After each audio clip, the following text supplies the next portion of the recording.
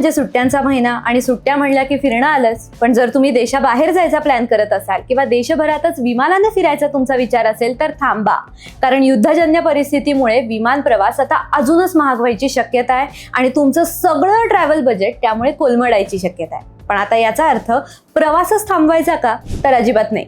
उलट हीच वेळ आहे भारताला जवळून आणि वेगळ्या पद्धतीने अनुभवण्याची. तुम्ही फ्लाईट ऐवजी ट्रेन, रोड ट्रिप्स किंवा लोकल एक्सपिरियन्सेस निवडले तर तुम्हाला वेगळाच ट्रॅव्हल एक्सपिरियन्स मिळू शकतो. आणि त्यामुळेच आजच्या ऑन पॉइंटमध्ये आपण अशाच हटके लोकेशन्स बद्दल जाणून घेणार आहोत.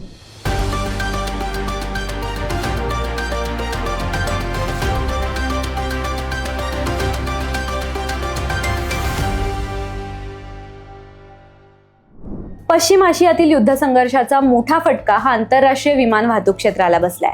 दुबईसह अनेक आखाती देशातून वाहतूक करणारी विमानसेवा ही युद्ध झाल्यापासून एकतर स्थगित तरी आहे किंवा विलंबाने तरी सुरू आहे. विमान इंधनाचे दर हे मोठ्या प्रमाणात वाढतायत आणि त्याच्या झळा विमान कंपन्यांना सोसाव्या लागतायत. त्यामुळे देशातील अनेक विमान कंपन्यांनी विमानाच्या तिकीट दरांमध्येच ॲडिशनल फ्युएल सरचार्ज आकारायला सुरुवात केली आहे. मुंबई दिल्ली या मार्गावरील एअर इंडियाचं भाडं हे 5,800 वरून 7,800 वर पोहोचलंय. इंडिगो, स्पाइस जेटच्या दरात सुद्धा एकीकडे वाढ झालेली दिसतेय. मार्च आणि एप्रिल दरम्यान आंतरराष्ट्रीय विमान प्रवासात तर अजूनच जास्त वाढ झाल्याचं दिसून आलेलं आहे. मुंबई लंडन या मार्गावर एअर इंडियाचं भाडं हे 1,28,000 इतकं झालंय, तर एअर इंडियाचा मुंबई न्यूयॉर्क या मार्गाचा तिकीट दर हा 2 लाखांपर्यंत पोहोचलाय. त्यामुळे एप्रिलमध्ये विमान संख्येमध्ये घसरण झाल्याचं चित्र आपल्याला एकीकडे दिसतंय. म्हणजेच एकंदरीतच डोमेस्टिक आणि इंटरनॅशनल विमान प्रवास हा महाग झालेला आहे आणि अजूनही होण्याची शक्यता आहे. आता अशा स्थितीत फिरायचं कुठे हा प्रश्न जर तुम्हाला पडला असेल तर हटके ऑप्शन सांगते. पहिला आहे क्रूज ट्रिप. विमान प्रवास महाग झाला म्हणून काय झालं? तुम्ही क्रूज ट्रिपचा विचार डेफिनेटली करू शकता. केरळम बॅकवॉटर, सुंदरबन, अंदमानची बेटं, गोवा, ब्रह्मपुत्रा रिव्हर क्रूज, ओडिशातला चिली लेक इथे तुम्ही क्रूज टूर प्लॅन करू शकता.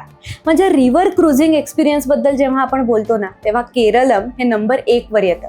नदी, कालव्यांचं जाळं, नारळाच्या झाडांनी वेढलेली ठिकाणं, हाऊसबोट आणि गाव जीवन असं सगळं काही इथे बघण्यासारखं आहे. इथलं काही फेमस स्पॉट जर का सांगायचे झाले तर कोझिकोड बॅकवॉटर आहे. ऑलरेडी पॉप्युलर ठिकाण आहे, त्यामुळे इथे तशी गर्दी असते. त्यानंतर अलापुझा बॅकवॉटर स्पॉट आहे, ज्याला व्हेनिस ऑफ द ईस्ट म्हणून ओळखलं जातो. आणि हाऊसबोट क्रूजसाठी हा स्पॉट एकदम जाम फेमस आहे. त्याच्यानंतर कुमारकोम बॅकवॉटर हे बोटिंग आणि फिशिंगसाठी फेमस आहे. कोल्लम बॅकवॉटर तर अगदी पिक्चर परफेक्ट डेस्टिनेशन आहे. त्याच्यानंतर कुट्टनाड आहे, ज्याला आपण राईस बाउल ऑफ केरळ असं म्हणतो. म्हणजे आजूबाजूला पाणी, ग्रामीण जीवन आणि निसर्ग सान्निध्य असा एक वेगळाच अनुभव तुम्हाला केरळ बॅकवॉटर्सच्या क्रूज ट्रिपमध्ये येतो. त्यानंतर तुम्ही लक्षद्वीपला सुद्धा क्रूजने जायचा विचार करू शकता. सुंदर अनुभव आहे. 4-5 दिवसांची जर्नी आहे. कोचीवरनं ही क्रूज निघते आणि लक्षद्वीपला जाऊन पोचते. स्लो ट्रॅव्हल आणि युनिक एक्सपिरियन्स हवा असेल तर you have to try this. Number 2 वर आहेत मेघालयातले रूट ब्रिजेस. मानव आणि निसर्गातील संबंधांचं एक सर्वोत्कृष्ट उदाहरण म्हणजे मेघालयातले रूट ब्रिजेस. निसर्गातला अद्भुत चमत्कार पाहायला जर तुम्हाला आवडत असेल ना, तर ईशान्य भारतासारखी खरं तर दुसरी जागा नाहीये. इथल्या नद्यांवरती मोठमोठ्या वृक्षांच्या मुळांपासनं नैसर्गिक पूल तयार झालेले. इथला बहुतांश भाग हा खरं तर दऱ्याखोऱ्यांचा, पहाडी असा आहे. भारतात सर्वाधिक पाऊस सुद्धा याच भागात पडतो. अशा वेळी तिथे मानवनिर्मित पूल बांधायला मर्यादा येतात. पण इथे निसर्गच मानवाच्या मदतीला धावून आल्याचं दिसतं. इथल्या नद्यांच्या किनारी वडाची, रबराची झाडं ही मोठ्या प्रमाणावर येतात. या वडाच्या पारंब्यांच्याच मदतीने हे पूल तयार केले जातात.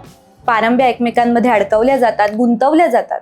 पुढे त्या तशाच वाढतात आणि त्या वाढल्यावर त्याच्यामध्ये बांबू किंवा सुपारीची झाडं वाढवली जातात. आणि मग थोडी दगडं, माती वगैरे टाकून चालण्यायोग्य हे पूल तयार केले जातात. या अशा प्रक्रियेने हे पूल तयार व्हायला खरं तर 10 ते 12 वर्षांचा काळ लागतो. पण एकदा का हे पूल तयार झाले की त्याला 400-500 वर्ष सुद्धा कसलाही धोका नसतो.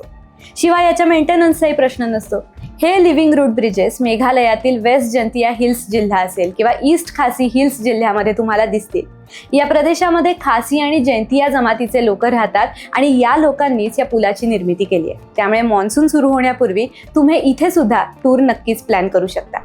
नंबर 3 वर आहे अस्कोट अभयारण्य. हे उत्तराखंडमधल्या पिथोरागड या परिसरात वसलेलं एक ऑफबीट डेस्टिनेशन आहे. हिमालयाच्या कुशीत आणि नेपाळच्या सीमेजवळ हे कमालीची जैवविविधता तुम्हाला इथे पाहायला मिळते. इथे पर्टिक्युलरली हिमालयातला मस्क डिअर म्हणजे आपलं कस्तुरी मृग, ब्लॅक बेअर, हिमबिबट्या आणि वेगवेगळे दुर्मिळ पक्षी पाहायला मिळतात. दाट जंगलं, शांत वातावरण आणि बर्फाच्छादित भाग आणि दुर्मिळ प्राणी पक्षी असं सगळं बेस्ट कॉम्बिनेशन तुम्हाला इथे पाहायला मिळतं. एप्रिल ते जून आणि सप्टेंबर ते नोव्हेंबर हा काळ इथे जाण्यासाठी उत्तम मानला जातो, कारण हवामान इथलं सोसण्यासारखं आणि आल्हाददायक असतं. इथे लक्झरी हॉटेल्सपेक्षा साधा होमस्टे प्रेफर केलात ना तर खऱ्या अर्थाने निसर्गाच्या जवळ जाल.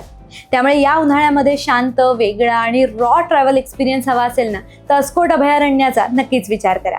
त्यानंतर आहे राजस्थान. एवढ्या उकाड्यात राजस्थानच्या तिथल्या वाळवंटात जायला का सांगतेय बरं मी? तर डोंट वरी, वाळवंट नाही पण तुम्ही राजस्थानमधल्या माउंट आबूला नक्कीच भेट देऊ शकता, कारण हे राजस्थानमधलं एकमेव हिल स्टेशन आहे. आरवली पर्वतरांगांच्या हिरव्यागार टेकड्यांनी ते वेढलेलं आहे.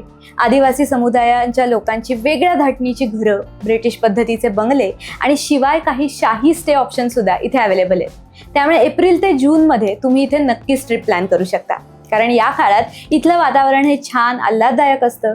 म्हणजे राजस्थानचा वाळवंटी प्रदेश, पण इथे मात्र हिरवीगार झाडं, खळाळणारे धबधबे, शांत तलाव हे असं कॉम्बिनेशन इथे पाहण्यासारखं आहे. माउंट आबूचा खरं तर आपल्याला पुराणात पण उल्लेख आढळतो. एका प्रसिद्ध पौराणिक कथेनुसार अर्बुद या नावाच्या एका सर्पाने भगवान शिवाचं वाहन असलेल्या नंदीचा जीव वाचवला होता आणि म्हणूनच या सर्पाच्या नावावरून अबू हे नाव पडल्याचं सुद्धा म्हटलं जातं. तर माउंट आबू हे वसिष्ठ ऋषींच्या एकांतवासाचं ठिकाण सुद्धा होतं, असाही एक उल्लेख आपल्याला पुराणांमध्ये सापडतो. त्यामुळे या उन्हाळ्यात माउंट आबूचा सुद्धा तुम्ही नक्कीच विचार करू शकता.